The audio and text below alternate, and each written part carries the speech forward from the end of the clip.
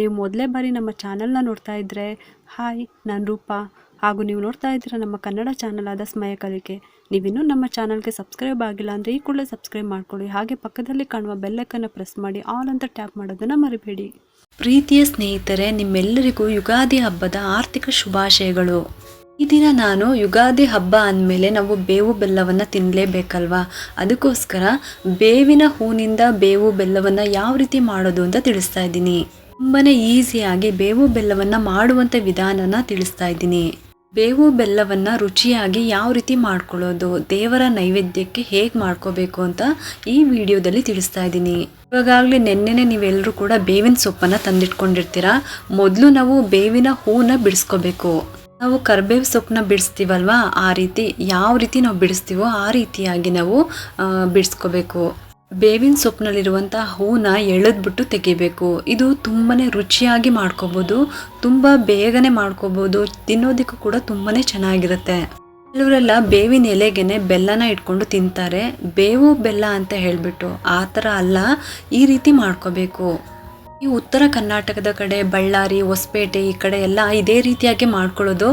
ಆಂಧ್ರ ಕಡೆನೂ ಅಷ್ಟೇ ಪಚಡಿ ಅಂತ ಹೇಳಿಬಿಟ್ಟು ಈ ರೀತಿಯಾಗಿ ಮಾಡೋದು. ಬೇವಿನ ಹೂಗಳನ್ನು ಬಿಡಿಸ್ಕೋಬೇಕು. ತುಂಬ ಜಾಸ್ತಿ ಏನು ಬೇಕಾಗೋದಿಲ್ಲ, ಹೂ ಮಾತ್ರ ನಾವು ತೆಕ್ಕೋಬೇಕು ಅಷ್ಟೇ. ಬೇವಿನ ಹೂನೆಲ್ಲ ನೀಟಾಗಿ ತಗೋಬೇಕು. ಇದು ದೇವರ ನೈವೇದ್ಯಕ್ಕೂ ಕೂಡ ಆಗುತ್ತೆ ಮಾಡೋದಕ್ಕೆ. ಎಲ್ಲ ಹೂಗಳನ್ನು ಬಿಡಿಸ್ಕೊಂಡ್ಬಿಟ್ಟು ನಿಮಗೆ ಎಷ್ಟು ಬೇಕಾಗುತ್ತೋ ಅಷ್ಟು ಹೂನ ನೀವು ತಗೋಬೋದು. ಕೆಲವರೆಲ್ಲ ಇದನ್ನು ಜಾಸ್ತಿ ಮಾಡಿಟ್ಕೊತಾರೆ, ಅದನ್ನು ಕುಡಿತಾರೆ ಸಹ. ಅಂದರೆ ಸ್ವಲ್ಪ ನೀರಾಗಿ ಮಾಡ್ಕೊಳ್ತಾರೆ. ಹೂವಿನಲ್ಲಿ ಒಂದು ಬೆಲ್ಲವನ್ನು ಸೇರಿಸ್ಕೊಂಡು ಬೇವನ್ನು ಕೆಲವರು ತಿಂತಾರೆ, ಅದು ಗಟ್ಟಿಯಾಗಿ ಮಾಡಿಕೊಂಡು ತಿಂತಾರೆ. ಅವರವರ ಅನುಕೂಲಕ್ಕೆ ತಕ್ಕಂತೆ ಅವ್ರು ಮಾಡ್ಕೊತಾರೆ. ನಾನು ನಿಮಗೆ ಎರಡೂ ರೀತಿಯೂ ಕೂಡ ತಿಳಿಸ್ತಾ ಇದ್ದೀನಿ. ನಾನು ಎರಡೂ ವಿಧಾನವನ್ನು ಕೂಡ ತಿಳಿಸ್ತಾ ಇದ್ದೀನಿ. ನಿಮ್ಗೆ ಯಾವ ರೀತಿ ಇಷ್ಟ ಆಗುತ್ತೋ ಆ ರೀತಿ ನೀವು ಟ್ರೈ ಮಾಡಿ ಈ ಸಲ ಮಾಡ್ಕೋಬೋದು. ಈ ಮೆಥಡ್ ನಿಮ್ಗೆ ಇಷ್ಟ ಆದರೆ ಮುಂದಿನ ವರ್ಷದಿಂದ ಇದೇ ರೀತಿ ನೀವು ಕಂಟಿನ್ಯೂ ಮಾಡ್ಕೊಂಡು ಹೋಗ್ಬೋದು. ನಾವು ಬೇವಿನ ಹೂನೇ ನಾವು ತಿನ್ನಬೇಕು, ಬೇವಿನ ಸೊಪ್ಪಲ್ಲ. ನಿಂಬ ಪುಷ್ಪ ಭಕ್ಷಣ ಅಂತ ಹೇಳ್ತಾರೆ, ಪಂಚಾಂಗದಲ್ಲಿ ಕೊಟ್ಟಿರ್ತಾರೆ. ಹಾಗಾಗಿ ನಿಂಬ ಪುಷ್ಪವನ್ನೇ ನಾವು ಸೇವನೆ ಮಾಡಬೇಕು. ಈ ರೀತಿ ಬೇವಿನ ಹೂನ ಸ್ವಲ್ಪ ಬಿಡಿಸಿ ಇಟ್ಕೊಂಡು ನಂತರ ಕೈಯಲ್ಲಿ ಹಾಕ್ಬಿಟ್ಟು ಉಜ್ಜಬೇಕು.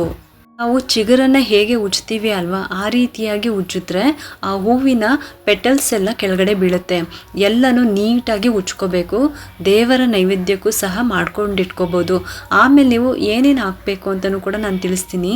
ನಾವು ಉಜ್ಜಿದಾಗ ಎಲ್ಲ ಅದರಲ್ಲಿರುವಂಥ ಹೂಗಳು ಬಿಟ್ಕೊಂಡು ಬಿಡುತ್ತೆ. ನಂತರ ಇದನ್ನು ಒಂದ್ಸಲಿ ಕೇರ್ ಬಿಡಬೇಕು. ಅಂದರೆ ನಾವು ಮರಕ್ಕೆ, ಅಂದರೆ ಮರದಲ್ಲಿ ಹಾಕೊಂಡ್ಬಿಟ್ಟು ಕೇರೋದು.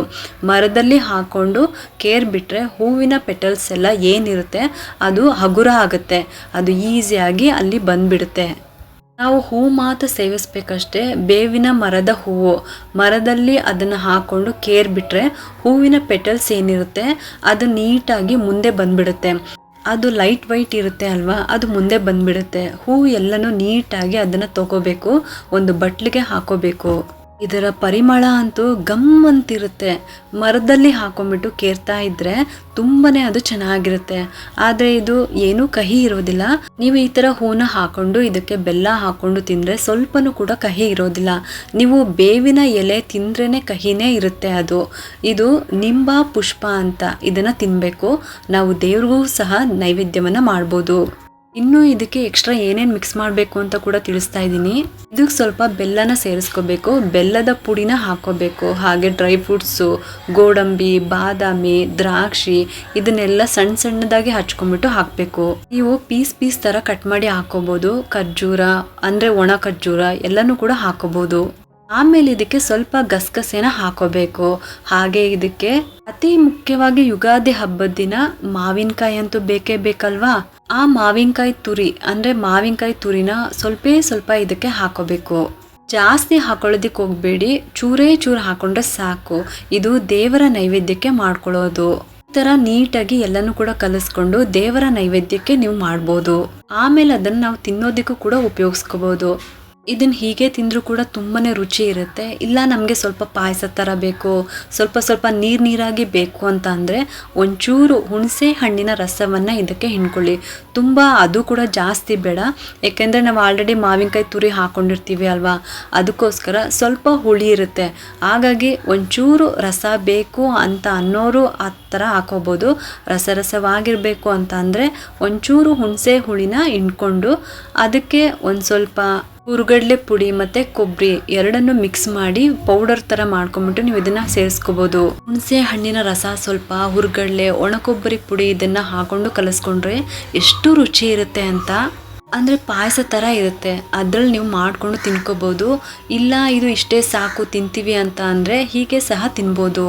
ಹೀಗೆ ದೇವರ ನೈವೇದ್ಯಕ್ಕೆ ಹೀಗೆ ಮಾಡ್ಕೋಬೋದು. ಮಡಿಯಿಂದ ಹುಣಸೆ ಹಣ್ಣನ್ನು ನೀವು ತಿನ್ನೋದಕ್ಕೆ ಹಾಕೋಬೋದು, ಆದರೆ ನೈವೇದ್ಯಕ್ಕೆ ಹುಣಸೆ ಹಣ್ಣನ್ನು ಬಳಸಬೇಡಿ. ನೈವೇದ್ಯಕ್ಕೆ ಮಾತ್ರ ಹುಣಸೆ ಹಣ್ಣನ್ನು ಬಳಸಬಾರ್ದು. ನೀವು ತಿನ್ನೋದಕ್ಕೆ ಬೇಕಾದ್ರೆ ನೀವು ಹುಣಸೆ ಹಣ್ಣನ್ನು ಅಂದರೆ ಹುಣಸೆ ಹಣ್ಣಿನ ರಸವನ್ನು ಸೇರಿಸ್ಕೊಂಡು ನೀವು ಮಾಡ್ಕೋಬೋದು. ತುಂಬಾ ರುಚಿ ಇರುತ್ತೆ. ಒಂದ್ಸಲ ಟ್ರೈ ಮಾಡಿ ನೋಡಿ. ಈ ವರ್ಷ ಯುಗಾದಿ ಹಬ್ಬಕ್ಕೆ ಈ ರೀತಿ ನೀವು ಬೇವು ಬೆಲ್ಲವನ್ನು ಮಾಡಿ ನೋಡಿ. ಎಲ್ಲರೂ ಕೂಡ ಈ ಯುಗಾದಿ ಹಬ್ಬಕ್ಕೆ ಹೊಸ ಬಟ್ಟೆಗಳನ್ನು ಹಾಕೊಂಡ್ಬಿಟ್ಟು ಈ ಯುಗಾದಿ ಹಬ್ಬವನ್ನು ಸಡಗರ ಸಂಭ್ರಮದಿಂದ ಆಚರಿಸೋಣ. ಮತ್ತೆ ಒಂದ್ಸಲಿ ಹೇಳ್ತಾ ಇದ್ದೀನಿ, ನಿಮ್ಮೆಲ್ಲರಿಗೂ ಯುಗಾದಿ ಹಬ್ಬದ ಆರ್ಥಿಕ ಶುಭಾಶಯಗಳು.